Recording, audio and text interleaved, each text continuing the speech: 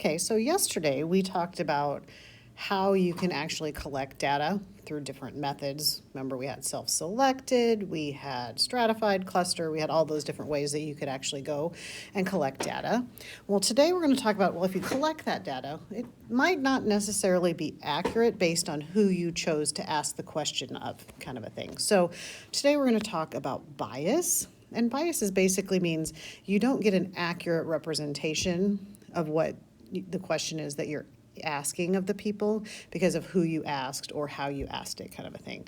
So a bias is you get an error in your results because it's a misrepresentation of the population, kind of a thing. So just one of those things where, if I only asked boys their opinion on something, it would be different than if I asked what the girls thought about something like that. If I asked people that are retired about something versus people in high school about something, I could get different answers, and those answers could be biased based on age, race, religion, sex, all of the different things that come into play when we are talking about how we would choose to answer a question. So an example, like who you choose as your sample group can bias your results, kind of a thing. So if it's unbiased, then it is representative of the population you want information about.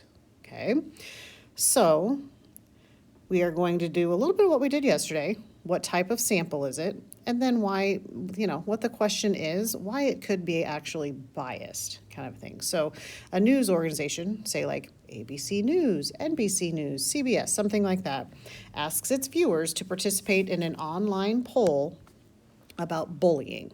Okay, well, since it's an online poll and you're choosing to do it, that would be self-selected. That was one of them that we talked about yesterday, that it was a self-selected.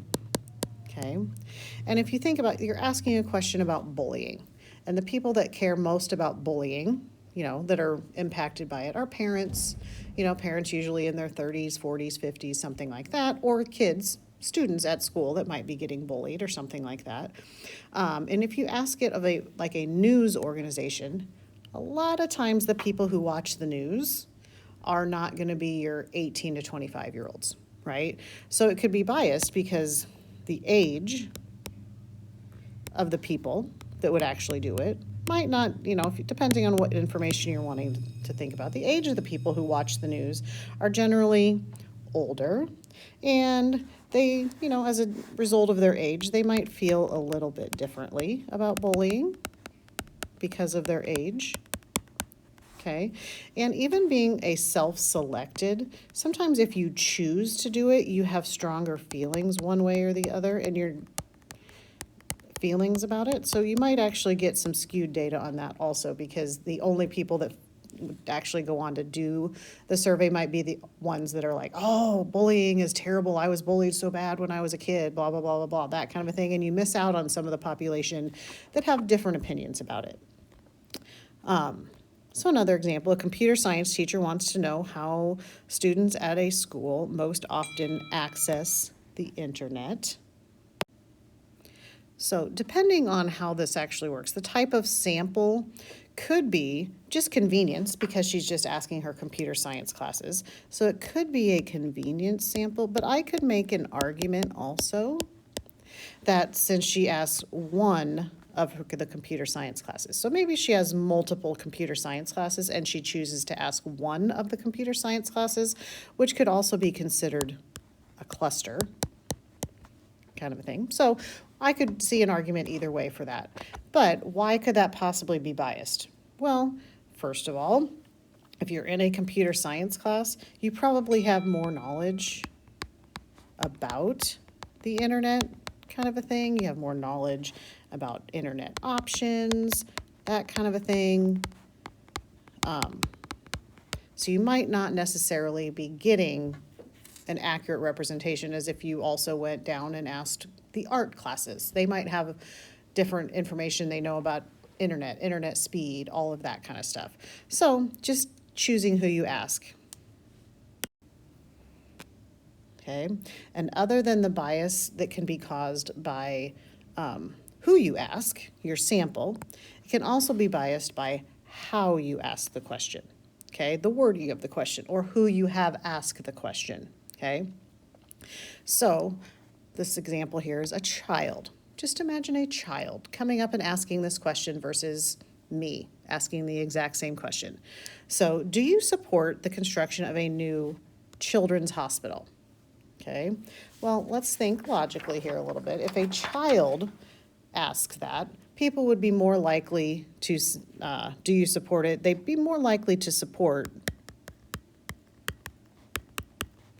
when a child asks than maybe when, like, I ask or some 70-year-old man comes and asks, or, something like that. So when the child, they're maybe people that would, maybe they'd been a patient in a children's hospital or something like that before. And you'd have a really hard time saying, no, I don't support a children's hospital when a child asks you versus when an adult would ask you.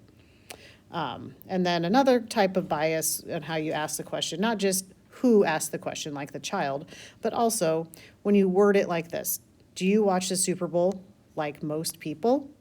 Well, when you put in that like most people part of it, that's going to make you want to blend in. It's going to make you want to be more like most people, and you're more likely to say, yes, I watch the Super Bowl, even if you don't.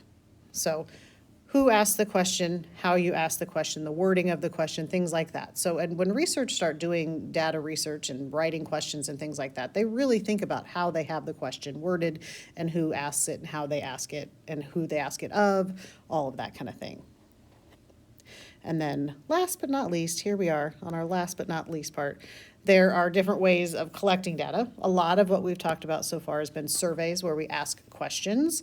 It's not just asking questions. You also could do an experiment where it says impose a treatment, but that might be just you do something to impact the results of what you're going to have happen. So you impose a treatment on individuals in order to collect data of their responses to the treatment. This can be thought of as you do something. You do something to get a result. Okay. The second thing here is an observation. And an observation, you just watch. You sit back and watch. An example that would, to me, I always think you could sit back and watch, sit outside the store, and the two doors at the front of the store might say, please use other door. Keep data on how many people don't read the sign and try to go in through the wrong door. Like that to me is you're watching what's going on and you're just recording what happens. So it's observing. You're not actually asking anything. You are not doing anything to any of the people. You are just sitting back and watching. And then the third one is what we've done quite a bit of so far, which is the survey, asking a question, how you ask it, who you ask it of, all that kind of stuff.